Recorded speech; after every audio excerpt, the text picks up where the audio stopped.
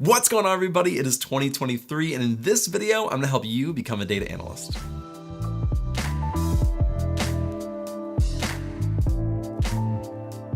We're gonna start at the very beginning, assuming you haven't started this process at all of becoming a data analyst. If you already have, you can kind of find, identify where you are in this process, and then go from there. Now, before we dive into everything, I want to warn you, I will be mentioning my own channel a lot in this video. I have videos and playlists on just about every single topic that we're going to be talking about today. I'll have all the links to those videos in the description so you can dive into those topics more in depth. So I hope that's okay. And it's all completely free. I've been building this out for the past 3 years, and honestly, you can probably get 90% of the way to learning everything you need for data analytics just on my channel. So now that I've warned you, let's jump into number 1, and that is learn the data analyst skills. Now, there are literally 100 different things that you can learn for data analytics. You can learn things like AlterX or a cloud platform or different programming languages, but there are some core skills that I recommend you start out with before kind of branching into some of those other skills. The number 1 skill that I always recommend people start with is SQL.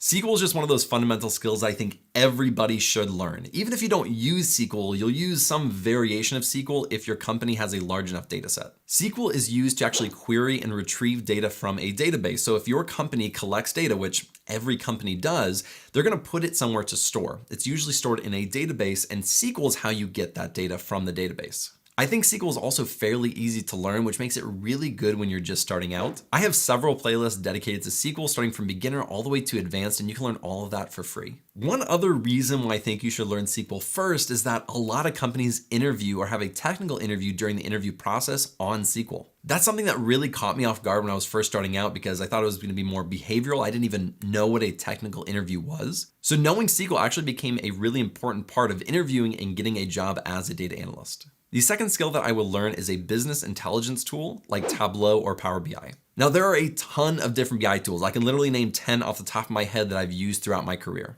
But what I will say is that learning something like Tableau or Power BI is pretty transferable to almost all of those other BI tools. They're all fairly similar in how they do things and how they show and display the data. You most likely won't have a technical interview asking you about Tableau or Power BI, like to build something for them. That usually does not happen, but the combination of SQL where you can query your data and then taking that data to build something, that is a really, really great combination to learn right away. I have an entire series on both Tableau and Power BI with projects on my channel.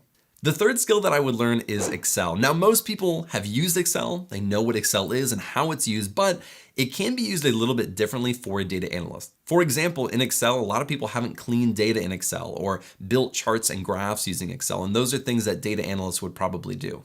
Excel is also just a fundamental skill that every company is going to expect you to know. So I have an entire playlist dedicated to Excel to actually walk you through how to use it for data analysis. The fourth skill that I recommend you learn is Python. Now, a lot of people will have Python higher up on their list. They only use Python. They don't use SQL or a BI tool. They just do everything in Python. Now, Python is a fantastic tool. You can use it to manipulate your data, to create data visualizations, and a ton more like web scraping and regular expression and 100 different other things. But it can be kind of hard to learn. It took me a long time to really learn the basics very well. That's really the only reason why it is farther back. I feel like SQL and a BI tool are really easy to learn and really pack a big punch, whereas Python can be quite tough to learn in my experience, and you may not use it as often as you would something like SQL or a BI tool. If you're interested in learning Python, I have an entire series dedicated to Python as well as projects that you can build. Again, I warned you, there's gonna be a lot of self-promotion in this video. I have videos on just about every single one of these topics. The fifth and the last skill that I recommend you learning, and this is the only one that I don't have a series on yet, I will make those, is learning a cloud platform like AWS, Google Cloud Platform, or Azure. There's no denying that these platforms have played a huge impact in how we use data as a whole in the data analyst industry. They can be kind of tough to learn though if you aren't using it hands-on in an actual job.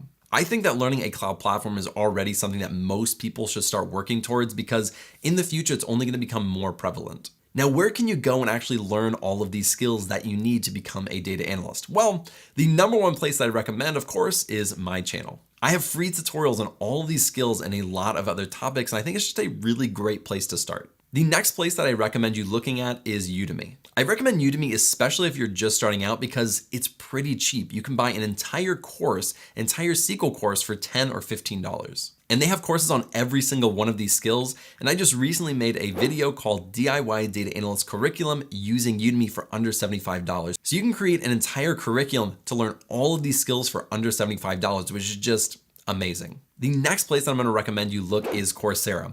Now, Udemy is fantastic. They have really good instructors and good courses, but as a whole, I find that sometimes Coursera just has more professional or better content.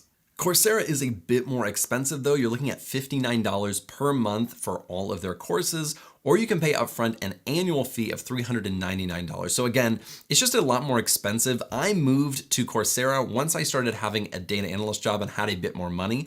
But when I was first starting out, I just couldn't afford it. So I went to Udemy and it was a really great place to start. There's also places like Data Camp and Data Quest that kind of gamify learning, and they're more text-based. So all these other platforms, Udemy, Coursera, and me, they're all video-based. But if you like reading, Data Camp and Data Quest are a lot more of text where you can learn it by reading it and doing it. After you learn all of these skills, the next thing that I recommend you do is actually build projects with those skills. Now, what does building a project actually mean? It means taking a skill and then building something out of it that you can then show a potential employer. For example, if you went through and learned Tableau, you could go and take a data set and you could build a visualization and a dashboard in Tableau, and that would be a project. With these projects, you can build something called a portfolio, and I usually call it a portfolio website. A portfolio website is a website that you create where you store all of your projects, and then you can share that with recruiters and hiring managers so that they can see all of your work. Now, do you absolutely need a portfolio to show employers? No, you don't, but it does help in two different ways. The first thing that it may do is actually help you land the interview. If you have a link on your resume and they click on it, they may see your skills and see your projects and be like, man, this person really knows what they're doing. This is exactly what we need. The second reason that I recommend building projects is because most likely during your interview, you're going to get asked questions like, how have you used SQL? How have you used Tableau? And if you don't have any experience in that, you're just going to say, well, I've taken courses to learn it. But with a project, you can be a lot more specific. You'll be able to say, well, I actually just built out this project in Tableau. I took the data and cleaned it in Excel, and then I put it in Tableau and built out this dashboard, and here are the insights that I found from this data set. It's just a much better answer. And as a hiring manager myself, I can tell you that it is definitely beneficial to build out these projects. The next step that I recommend you take in becoming a data analyst is building a data analyst resume. The resume, to say the least, is extremely important. It's what's going to actually allow you to land an interview to potentially get a job. Now, if you were like me when I was first starting out, I had a resume. It just had nothing to do with data analytics. So how do you make a data analyst resume if you don't have any experience as a data analyst? Well, you are asking the perfect questions because the very first things that we talked about are what are going to go on your resume, those skills and those projects.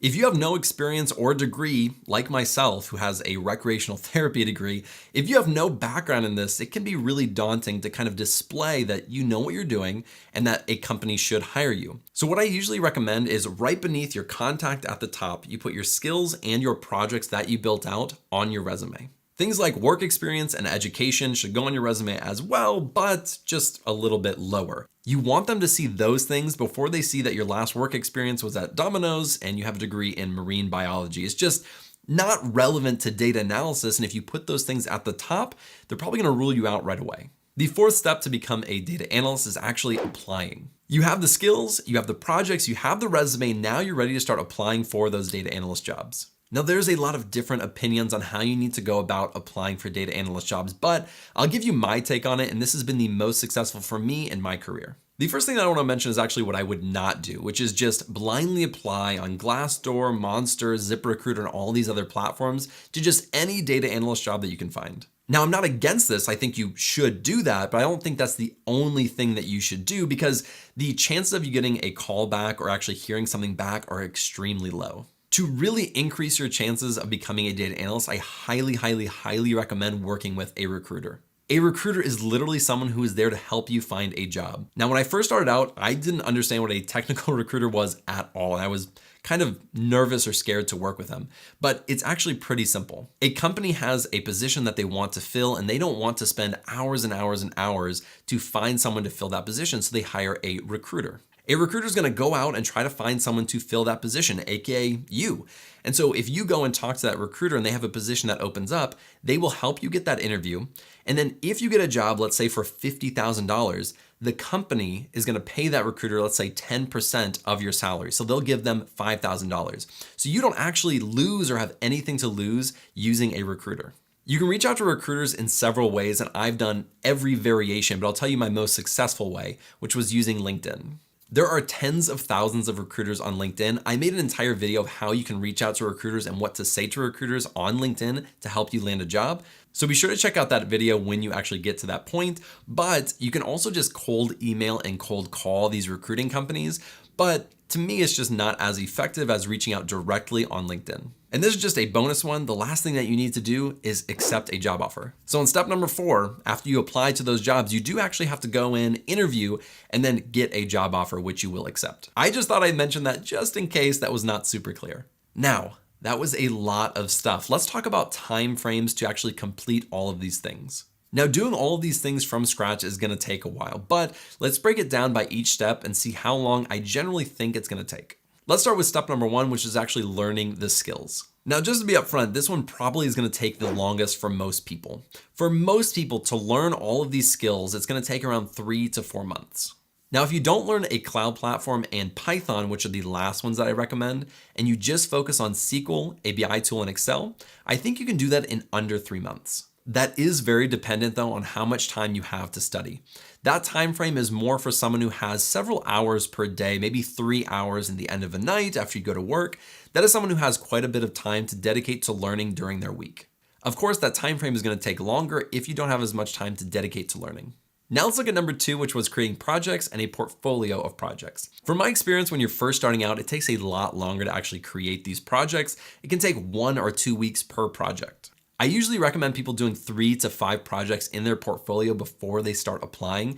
And since they can take anywhere from 1 to 2 weeks, you're looking at anywhere from 3 to 6 weeks. The next step was to create a data analyst resume. Now, in my opinion, this one should take the shortest out of every single step here because you're really just kind of reformatting a resume or creating a resume. You're just adding skills, you're adding your projects, and then kind of reformatting it to make it look nice. This should hopefully take under a week, but if you use something like a professional service where they help you build a resume, it can take 1 to 2 weeks.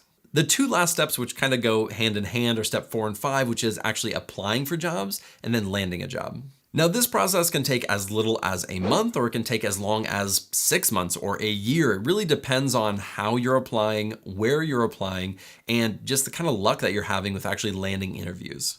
I've seen people who have never had any experience land a job within a month of starting to apply.